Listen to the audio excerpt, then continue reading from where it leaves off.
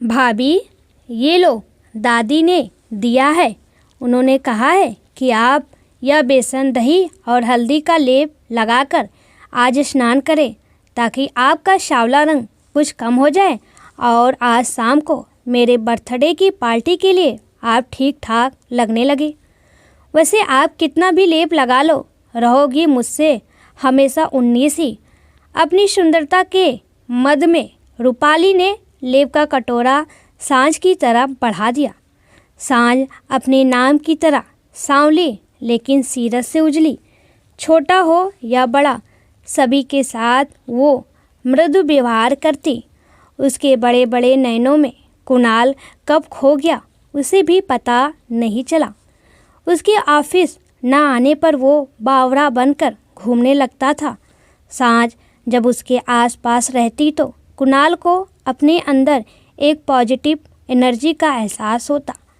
डरते डरते एक दिन उसने सांझ को प्रपोज कर दिया। सांझ को समझ ही नहीं आया कि क्या जवाब दे। उसने बस यही कहा कि मेरे घर में फैसले मम्मी पापा लेते हैं। कुणाल के लिए ये हाँ का ही इशारा ही था। कुणाल ने सांझ के बारे में बताया तो दादी सौंदर्या जी ने इस रिश्ते के लिए मना कर दिया। सोचना भी नहीं लल्ला इस लड़की के बारे में। कहाँ तू दूध सा उजला और कहाँ वो अंधेरी रात। मैं तो तुम्हारे लिए मिल्की वाइटी लाऊंगी अपनी रूपाली की तरह, जो उसे देखे तो देखता ही रह जाए और कोई छूने की कोशिश करे तो मैली हो जाने का डर हो। ऐसी बहू लाऊंगी तेरे लिए। दादी, मुझे जीवन साथी चाहिए, शो पीस नहीं। मुझे ऐसी लड़की चाहिए जो लोगों की आंखों में नहीं बल्कि दिल में बस जाए, जिसके व्यवहार में अपनापन और सादगी हो, सुंदरता रंग में नहीं सीरत में हो, जो मेरे साथ समय बिताए, न कि अपने आप को निहारने के लिए दर्पण के आगे घंटों बैठी रहे, जैसी आपकी यह रूपाली बैठी रहती है। अपनी बहन रूपाली के बाल खींचता हुआ कुणाल दादी को मनाने लगा। कुणाल के बहुत समझाने और मनाने पर कुणाल के पापा मनोज जी ने कहा, माँ, जब वो इतनी जिद कर रहा है तो एक बार लड़की वालों से मिल लेते हैं। कुणाल और उसका परिवार सांझ के परिवार से मिलने गए। वहाँ सांझ से मिलने और बातचीत करने के बाद सौंदर्या जी ने रिश्ते के लिए हाँ तो कर दी, लेकिन साथ ही इशारों में यह भी सुझाव दे दिया, बेटा, शादी तक ज़रा धूप से बचकर रहना और बेसन, दही और हल्दी का लेप रोज़ रात में ज़रूर लगाना ताकि शादी तक रंग निखर जाए। सौंदर्या जी की बातों को सुन साज ने कुणाल की तरफ देखा तो उसने आँखों से इशारा किया, प्लीज़ जस्ट इग्नोर। दादी की बात को दिल से मत लगाना। शादी तक रोज़ सौंदर्या जी और रूपाली सांझ को रंग साफ करने के टिप्स और वीडियो के लिंक भेजती कि कैसे रूपवान बना जाए। सांझ ये सब देख बहुत डर जाती, लेकिन इन सब के बीच कुणाल के साथ उसकी मम्मी केतकी यानी अपनी सास की मैसेज उसे ठंडी फुहार लगते और उसे हौसला भी देते कि ससुराल उसके लिए गेंदा फूल ही रहेगा, कांटों का बिछौना नहीं। बेटा, परेशान मत होना और ना ही किसी बात की चिंता करना। यहाँ भी तुम्हें माँ ही मिलेगी। So chill and enjoy wedding. Ketki की मैसेज पढ़कर सांझ निश्चित हो गई। बहुत ही धूमधाम से सांझ और कुणाल की शादी हो गई। अब यह कुणाल के प्यार का ही नतीजा था कि सांझ का सांवला चेहरा भी दमक रहा था। जिसने भी दोनों को साथ देखा, दोनों की बलायां लेने लगा। धीरे धीरे सांझ ने अपने हंसमुख व्यवहार से सभी का दिल जीत लिया और थोड़ा थोड़ा सौंदर्या जी का भी, लेकिन इन सभी से रूपाली के दिल में सांझ के प्रति ईर्ष्या ने जन्म ले लिया और अब वो उसकी हर बात को रूप रंग से जोड़ देती और सभी के सामने उसका मजाक बनाने लगती। तब केतकी जी रूपाली को समझाती कि सांझ के प्रति उसका व्यवहार सही नहीं है, अपने रंग रूप का गुमान करना सही नहीं है, लेकिन रूपाली मुंह बिचका कर चली जाती। ये ठीक नहीं है। रूपाली का व्यवहार बहुत ही आक्रामक होता जा रहा है। बचपन से माँ ने उसके दिल में यह बिठा दिया है कि रंग रूप से ही दुनिया चलती है। इसी वजह से वो मुझसे भी ढंग से बात नहीं करती। जब भी उसे समझाना चाहा कि सूरत नहीं सीरत खूबसूरत होना चाहिए, तो वह मुझ पर ही हंसती कि आपकी सीरत बहुत अच्छी है। फिर भी दादी ने आपको कभी बहू का हक नहीं दिया। आप घर की बड़ी बहू हैं। फिर भी दादी चाची से ही पूछकर सभी घर के फैसले लेती हैं। सांवली सूरत होने का जो दर्द मैंने झेला, वो मैं सांझ को नहीं सहने दूंगी। मैं हमेशा उसकी ढाल बनूंगी। एक माँ होने के नाते मुझे डर सांझ से ज़्यादा रूपाली के लिए लगता है। उसका गुरूर कहीं उसकी ज़िंदगी ना बर्बाद कर दे, जैसे पन्ना जीजी ने कर लिया। अपने रूप के घमंड में उन्होंने अपनी गृहस्थी में खुद ही आग लगा ली। सभी को यही लगता है कि जीजा जी की मौत हार्ट अटैक से हुई, लेकिन आप भी जानते हैं कि उस हार्ट अटैक का कारण भी जिज्जी ही थी। घर में आए दिन कलह काम को लेकर उनका अपनी सास और ननद से तू मैं और हमेशा जीजा जी को सबके सामने बेइज्जत करना उन्हें अवसाद में ले गया। और एक दिन उनके कलह को वो बर्दाश्त नहीं कर पाए। और मैं नहीं चाहती कि रूपाली के साथ भी केतकी बोलते बोलते काँप गई। तुम बहुत ज़्यादा सोच रही हो। ज़रूरी नहीं जो जिज्जी के साथ हुआ वो अपनी रूपाली के साथ हो। रूपाली अभी बच्ची है, समझ जाएगी वो। मनोज जी ने केतकी को सांत्वना दी। बच्ची? आपको जिज्जी और माँ को रूपाली बच्ची ही लगती है। 23वां जन्मदिन वो अपना आज मनाने वाली है। 1-2 साल में शायद उसकी शादी भी हो जाए। वो कब समझेगी? केतकी सिर पकड़कर बैठ गई। किस बात का मातम मना रही है तुम्हारी पत्नी? आज मेरी लाडो का जन्मदिन है, तो खबरदार उसे कुछ कहा। उसकी चिंता मत कर, मैं अभी जिंदा हूँ।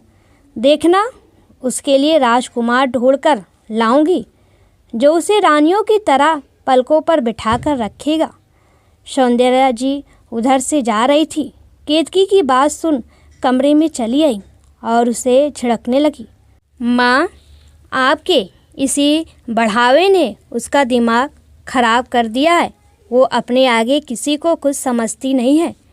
केतकी ने सौंदर्या जी की बात का विरोध किया। वो और भी कुछ बोलने जा रही थी, लेकिन मनोज जी ने उसका हाथ पकड़कर रोक लिया। शाम की पार्टी में सभी मेहमान आ चुके थे। पिंक गाउन और डायमंड नेकलेस पहने रूपाली परी लग रही थी। सभी की निगाहें उसी पर थी। सौंदर्या जी और पन्ना जीजी तो उसकी नज़र ही उतारने लगी। रूपाली के बाद सभी की निगाहों में किसी और चीज़ की तारीफ हो रही थी, तो वो था पार्टी का इंतज़ाम। पार्टी का थीम, खाना और म्यूजिक सभी कुछ A1 क्लास का। मानना पड़ेगा आंटी जी, रूपाली का आज का बर्थडे सबसे बेस्ट था। किसका यह आइडिया था? रूपाली के दोस्तों ने जब पूछा तो केतकी ने बहुत ही गर्व से सबको मिलवाया। आज की पार्टी का इंतज़ाम हमारी साज ने किया था। और फिर देखते ही देखते सांझ के पास भीड़ लग गई। सभी उसको जानने में लगे थे। तभी म्यूजिक के साथ कुणाल सांझ के साथ डांस करने लगा। उसके डांस मूव देखकर सभी उसके फ़ैन हो गए। वाह रूपाली, तुम्हारी भाभी तो बहुत अमेजिंग थे। She is so talented. तुम हमेशा उनके रंग का मजाक बनाती हो, लेकिन वो बहुत अच्छी हैं। और सच कहूँ तो she is much better than you and your opinion. दोस्तों की ये सब बातें रूपाली बर्दाश्त नहीं कर पाई। अपनी जगह सांझ को सेंटर ऑफ अट्रैक्शन बनते देख रूपाली का गुस्सा आ गया और उसने सबके सामने गुस्से में सांझ को एक थप्पड़ मार दिया। सांझ की यह हरकत अप्रत्याशित था। किसी की समझ में कुछ नहीं आया। वो सांझ पर चिल्लाने लगी, ना रंग है ना रूप, फिर घमंड किस बात का है? भैया को भी न जाने क्या दिखा तुम जैसी सांवली लड़की में। मम्मी की तरह ही तुम भी मिसफिट हो फैमिली में। तभी एक और थप्पड़ की गूंज सुनाई दी। इस बार यह थप्पड़ केतकी ने रूपाली के गाल पर दिया था। केतकी की इस हरकत पर सौंदर्या जी और पन्ना जीजी कुछ बोलने के लिए मुंह खोलने ही वाली थी कि केतकी की रौबदार आवाज़ से वो अपनी ही जगह पर ठिठक गई। बस माँ, अब और नहीं, अब एक और शब्द नहीं जीजी। आप लोगों की ही सह का नतीजा है जो या रूप रंग को ही सब कुछ मानती है। आज इसने सांझ पर नहीं मुझ पर थप्पड़ मारा है, मेरी कोख पर मारा है। फिर रूपाली की तरह देखते हुए कहा, सच तो यह है कि यह थप्पड़ तुमने सांझ की नहीं, खुद की ईगो पर मारा है। तुम्हारी सिर्फ चमड़ी गौरी है, लेकिन तुम्हारी आत्मा और दिल दोनों ही काला है। तुमसे बर्दाश्त नहीं हो रहा था कि कोई कैसे सांझ की तारीफ कर सकता है। तुम अपने आगे सबको तुच्छ समझती हो। जानती हो सांझ का रंग सांवला होते हुए भी क्यों मुझे कुणाल और तेरे दोस्तों को अच्छी लगती? क्योंकि उसके व्यक्तिगत में दूसरों के लिए प्यार और अपनापन है।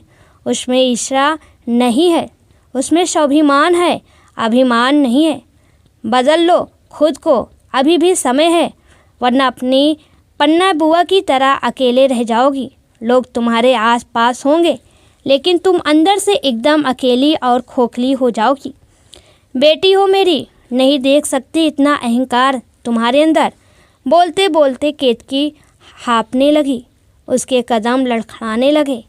कुणाल और सांझ ने जल्दी से उसे पकड़ लिया। सांझ को देख केतकी उसके गालों को प्यार से सहलाने लगी और फिर हाथ जोड़कर बोली, माफ़ कर दे सांझ, मैं रूपाली की तरफ से माफ़ी मांगती हूँ। नहीं कर पाई उसकी परवरिश जैसा मैं चाहती थी, नहीं समझा पाई उसे कि सूरत नहीं सीरत अच्छी होनी चाहिए। उसकी भी गलती नहीं, बचपन से जो दिखाया और समझाया गया उसने वही सीख लिया। लेकिन मैं कोशिश करूँगी उसकी सोच बदलने की। लेकिन यह मैं अकेले नहीं कर पाऊँगी, क्या तुम मेरी मदद करोगी? मम्मी, आप अपने को दोस्त मत दीजिए। सांझ केतकी के गले लग गई। उधर रूपाली अपने गाल को लेकर सौंदर्या के पास गई, लेकिन आज उसके आंसू उनको द्रवित नहीं कर पाए। तूने आज बहुत बड़ी गलती की है। घर की बहू पर सबके सामने हाथ उठाकर तुमने अच्छा नहीं किया। आज पहली बार केतकी बहू की प्रतिक्रिया पर मुझे कोई एतराज़ नहीं। उसने जो किया सही किया और आगे भी मैं अब उसी का साथ दूंगी। सौंदर्या जी की बातों को सुनने के बाद रूपाली शर्मिंदा होकर वहां से चली गई। केतकी को सौंदर्या जी की इस प्रतिक्रिया पर हौसला मिला कि शायद अब उसके घर में सिर्फ और सिर्फ सीरत के ही गीत गुनगुनाए जाएंगे।